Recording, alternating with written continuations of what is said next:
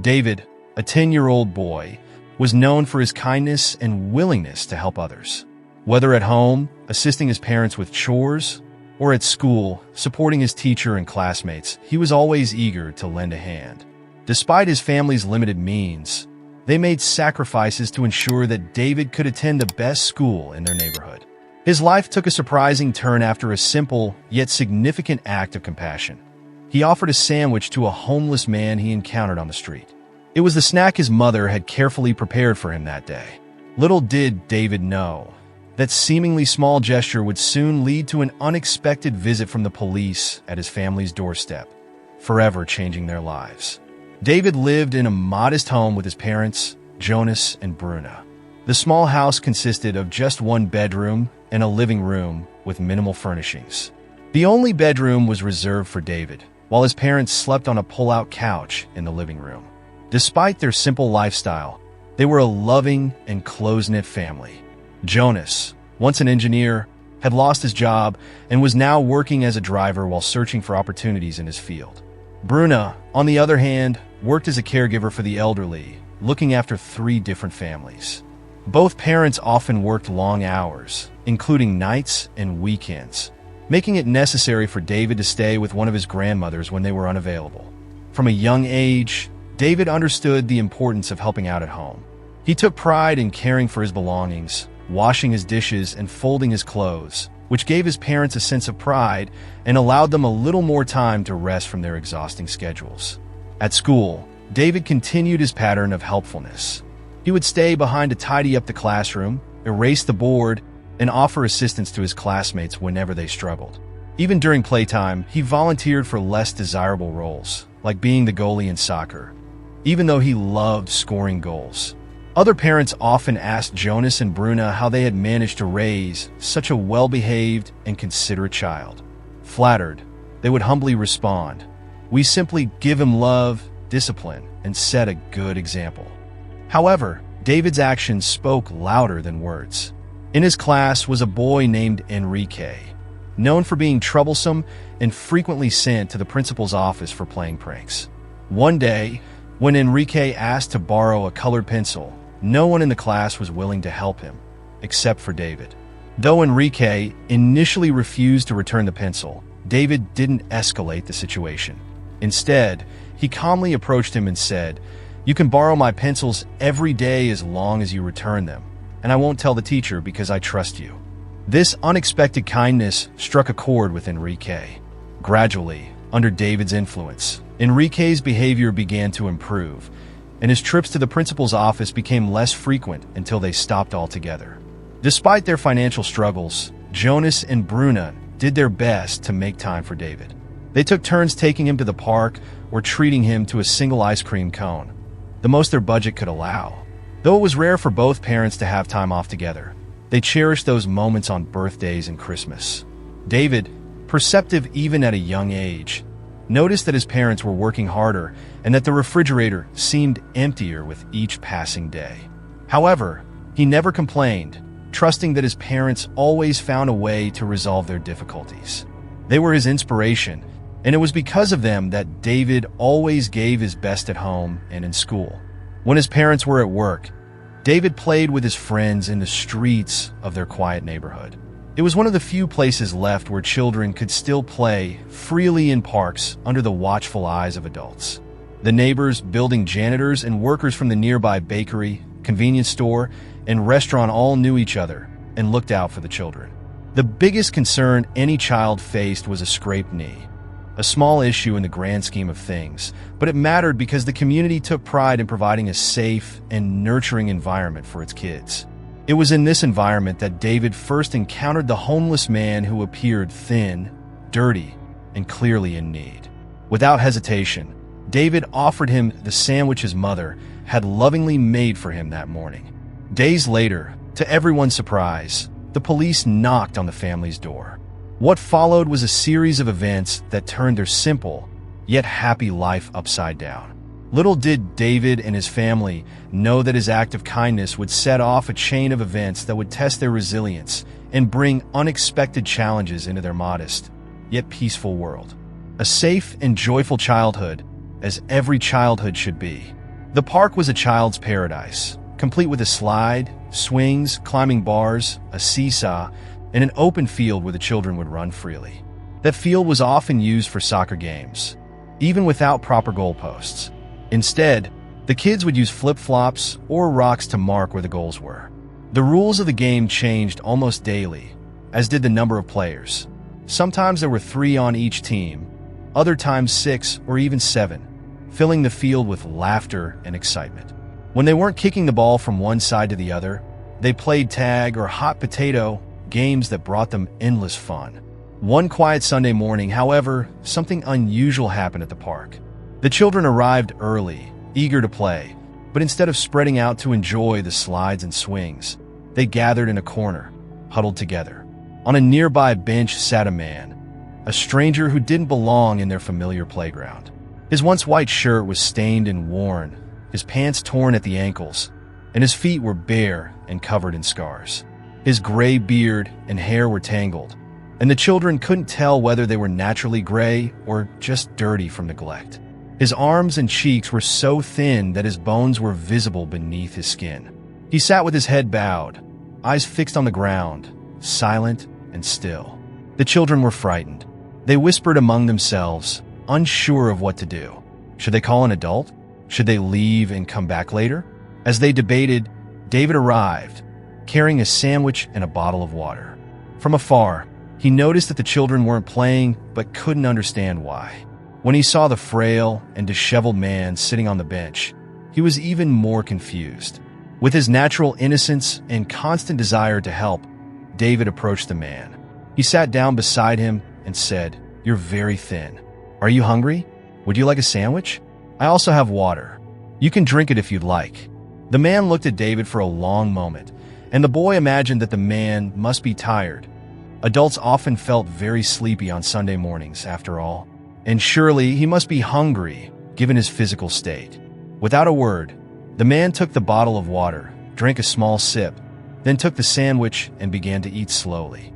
In the distance, some of the other children ran back to their homes, while others stayed, watching the scene unfold from a distance, torn between curiosity and fear. David observed the man as he ate and noticed that something seemed wrong. He had never seen anyone in such a state, and the man's silence unsettled him. David wondered if the man could even speak. Maybe that was his problem. Maybe he couldn't talk. After finishing the last bite of the sandwich and drinking the final drop of water, the man finally spoke. "Thank you," he said in a dry, weak voice. So, he could speak. That wasn't the issue. Still, something was wrong, but David couldn't quite figure out what. The boy, determined to help, asked the man his name. The man responded, "Luis, or maybe Fernando, I'm not sure." When David asked where he lived, the man said, "In a house with yellow bricks," but there were no houses like that in the neighborhood. David then asked about the man's family, and all he said was that he hadn't seen them in a long time. The boy continued asking questions, but the answers were vague, distant. David kept talking to him, trying to understand more, but it was the first time he couldn't quite figure out the person in front of him. Still, he was determined to find a way to help. As he pondered what to do next, David suddenly heard his mother's voice, calling his name in a tone he had never heard before. Bruna, his mother, shouted, "Come here right now." Startled, David quickly ran to her, trying to explain that the man needed help, but Bruna wasn't listening. The moment David reached her side, Bruna turned her frustration toward the man. "Get out of here and don't ever come back. If I see you near my son again, I'll call the police. Leave now." David stood frozen, confused and afraid. The man, hearing everything, didn't say a word. He slowly stood up, his head still bowed, and walked away. Bruna kept shouting until he was out of sight. Then, grabbing David's hand, she hurried back home, almost running as they made their way back. Once inside, Jonas and Bruna, like any parents would after such a scare, scolded their son. "We've told you a million times not to talk to strangers. That man could have hurt you, or worse, he could have taken you, and you'd never see us or your friends again." The lecture went on, and David felt his heart sink. All he had wanted to do was help. Confused and a bit shaken, he retreated to his room, where he stayed for the rest of the day. not only because his parents told him to, but because he no longer felt like playing. That night, Bruna entered David's room, sat beside him on the bed, and spoke calmly. She explained that they had reacted that way out of love, because they cared for him more than anything in the world, and the thought of something bad happening to him was unbearable. She promised they wouldn't yell at him like that again, but also reminded David that he had to do his part by not talking to strangers. David listened in silence, nodding at the end of the conversation. Then he asked his mother, "Did anyone else talk to the man? He really needed help." Bruna sighed and explained that one of the other children had called their parents, but when the adults arrived, but by the time they got there, the man had already left. With a sigh, Bruna gently explained to David that no matter how much we want to help, we can't always save everyone. David felt more sorrow over not being able to help the man than he did over being scolded by his parents. Still, he was determined to follow their advice. After all, they were his biggest inspiration. The next day, without David knowing, Jonas and Bruna had a meeting scheduled at his school. They let their son enter through the front door, as usual, waited a few minutes, and then quietly followed him in. After a short wait at the reception, they were led to the principal's office. The room was modest, with a wooden desk and a matching cabinet. A lone standing fan whirred in the corner, struggling to keep the heat at bay. Large windows with blinds let in some natural light, and framed pictures adorned the walls, giving the space a warm, if slightly stuffy, atmosphere. Principal Selma greeted them with a polite but formal smile, gesturing for them to sit down. She was an older woman, likely old enough to be the grandmother of most of the students, but she maintained an air of vitality. Her blonde-dyed hair was neatly styled, and her elegant glasses perched on her nose gave her an authoritative look. She wore a well-fitted blazer and carried herself with a calm demeanor. Though Jonas and Bruna had arranged the meeting, Selma waited patiently, sensing that they had something important to discuss. The couple was nervous, their embarrassment clear as they hesitated to begin. They had fallen behind on David's school fees and feared they might need to delay the payment yet again. Apologizing profusely, they assured Principal Selma that they were both working harder than ever to support their family and that their son's education was their highest priority. Selma listened attentively, allowing them to explain their situation. She understood their need to express their concerns and wanted to reassure them that their son's schooling mattered just as much to the staff. After they had spoken, Selma offered some comfort, assuring them that David was a valued student and always welcome at the school. However, she gently reminded them that, despite the generous discount they were already receiving, the school wouldn't be able to renew David's enrollment if the fees weren't fully paid by the end of the year. Jonas and Bruna thanked her for her understanding, but deep down, fear gnawed at them. They were barely managing to make ends meet each month, and the thought of losing the opportunity for David to continue at a school he loved so much weighed heavily on their hearts. Meanwhile, unaware of his parents' meeting, David was studying just a few classrooms away. Word had spread throughout the neighborhood about the strange man who had appeared in the park the previous day. The children were gossiping, and David began to notice a change in the way people treated him. Once praised as a helpful and kind child, he was now being seen as irresponsible for having spoken to a stranger.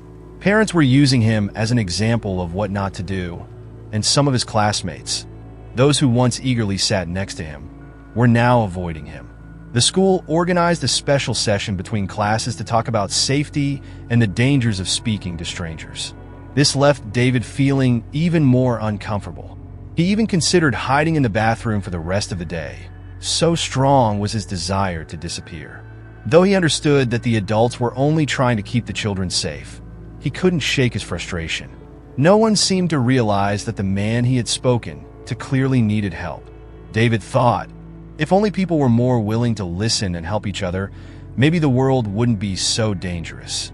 A few days later, still within that same week, there was a knock on David's door at home. Jonas was alone with his son, as Bruna was working a night shift at one of her patients' houses. The knock made Jonas tense up. He had been hoping for some peace after the stressful events of the past few days. When he opened the door, his heart sank. Standing in front of him were two uniformed police officers. They greeted Jonas politely, but they didn't waste time getting to the point.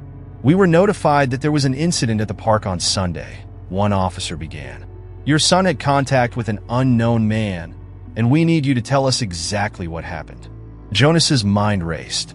He knew that the whole neighborhood had been talking about what had happened. Several other children had seen the stranger in the park too. But now that the police were involved, things felt much more serious. Was that man dangerous? Had he committed a crime in a nearby neighborhood? Or worse, was he a fugitive? Jonas invited the officers inside, offering them coffee, but they politely declined, asking for water instead. As he poured their drinks, Jonas recounted everything he knew in painstaking detail. After listening, the officers asked if they could speak to David. Jonas agreed, and they called the boy into the room. The officers were kind and patient with him, asking many questions and taking a few notes. Jonas, trying to calm his growing anxiety, asked them why they were there, but the only response Jonas received from the police was, "We can't share details of the investigation." The officers thanked the family for their cooperation and left. Even though Jonas knew his son was tired of the whole ordeal, he couldn't help but remind David once again of the importance of being cautious. If the police had come to their house, it meant the situation was far more serious than anyone had thought. Jonas could only pray that they would never hear from that stranger again, and resolved to be even more vigilant when walking around the neighborhood. The following weekend, David went to spend Saturday at his grandmother's house, as both of his parents were working. Anastasia, Bruna's mother, had always been a strict matriarch. She raised her 4 children with discipline and high expectations, demanding above-average grades and constantly teaching the value of hard work. Bruna had spent most of her life trying to make her mother proud, even though such approval was rarely shown. But everything changed when Anastasia became a grandmother. Despite her tough exterior and inability to express affection openly, she adored her grandchildren and indulged them in their every wish. This often led to disagreements between Bruna and Anastasia over the excessive spoiling. But the arguments never escalated, as Bruna, out of respect, refused to go against her mother's wishes, especially now that Anastasia was in her older years.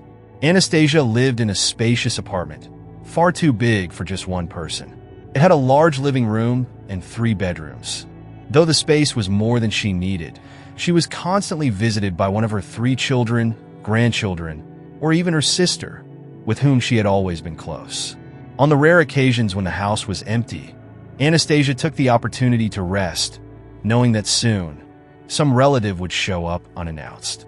The apartment complex was equally large, with 4 blocks and dozens of other apartments.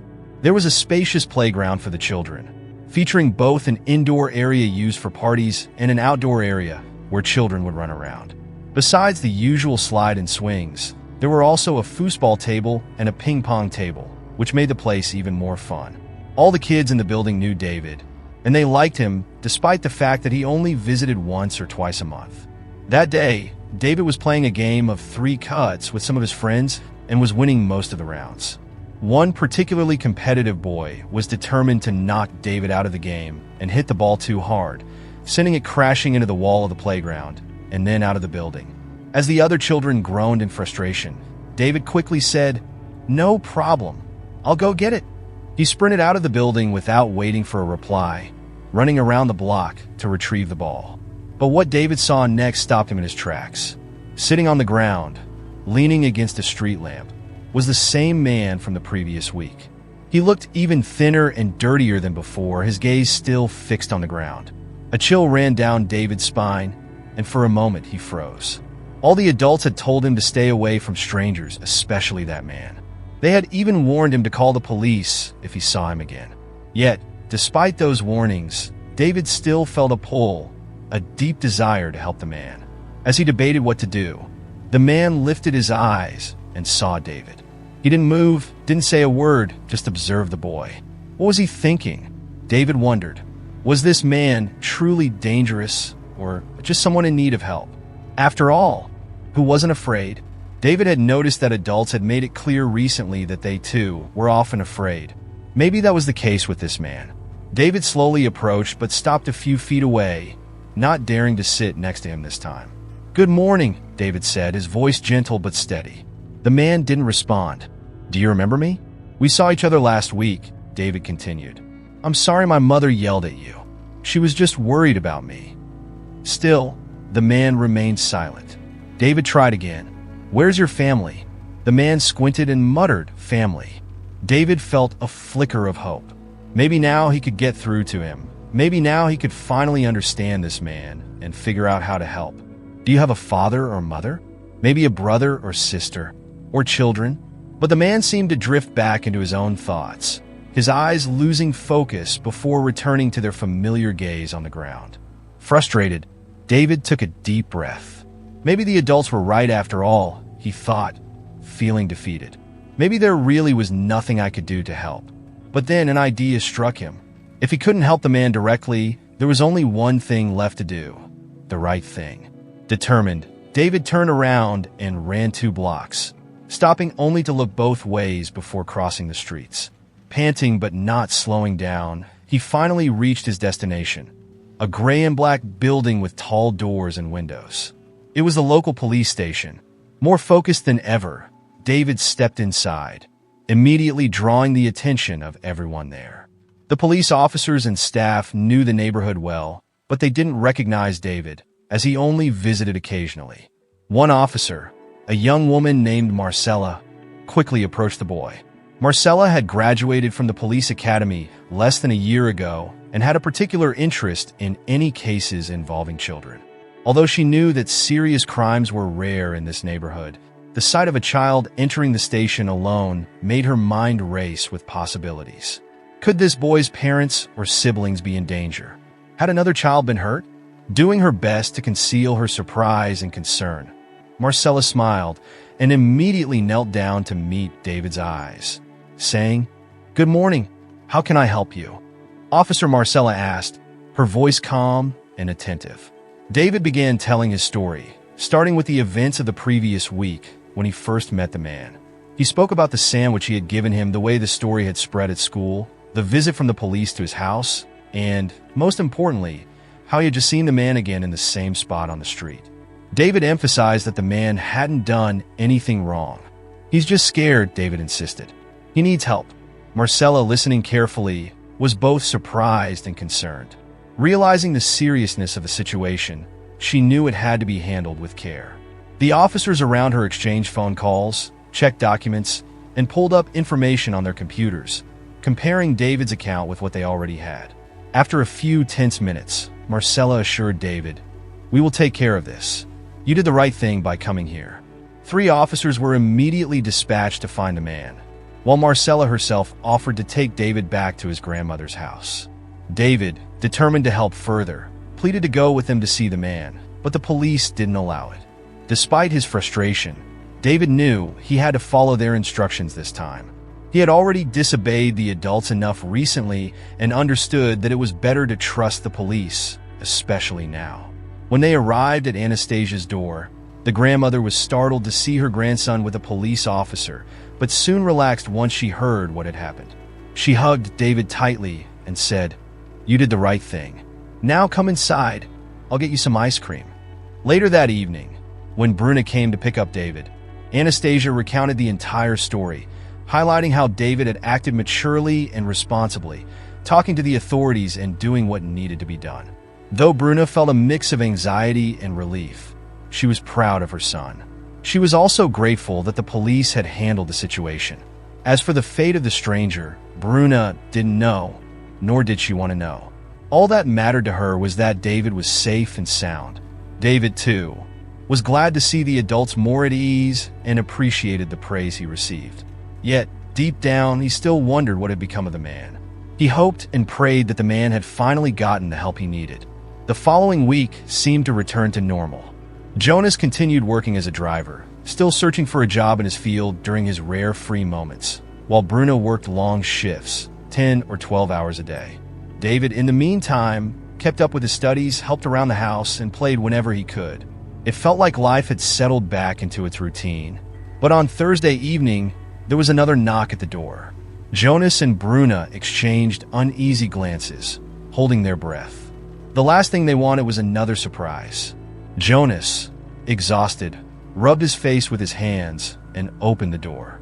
Standing in front of him was a woman in her 50s, wearing a long yellow skirt and a white blouse with sleeves rolled up. "Good evening. Does the family of David live here?" she asked politely, though there was a nervous excitement in her voice. "I'm sorry to come without warning, but my name is Tanya, and I rushed here as soon as I found out it was you who found my husband." Jonas and Bruno were confused, not understanding what she was talking about. Tanya, visibly emotional, began to explain. Several months earlier, her husband, Luis Fernando, had been suffering from severe headaches and had decided to go to the hospital. The doctors had ordered tests, thinking it was nothing serious. However, the results revealed something far more dangerous. Luis had meningitis and was immediately hospitalized. The doctor said that if he had waited even one more day to come in, it would have been too late. The months of hospitalization were agonizing for Tanya and her family. Meningitis is a severe illness, and few people recover without long-lasting effects. Miraculously, Luis Fernando survived, but the doctors warned that he would experience memory loss for some time. At first, the symptoms were mild. He confused the days of the week and mixed up the names of everyday objects. Though the situation was difficult, Luis, Tanya, and their children tried to approach it with humor, often laughing at his small mistakes. Even Luis made jokes about his forgetfulness. As the days passed, Luis began to recover. He regained enough confidence to start walking around the neighborhood on his own, after months of being indoors.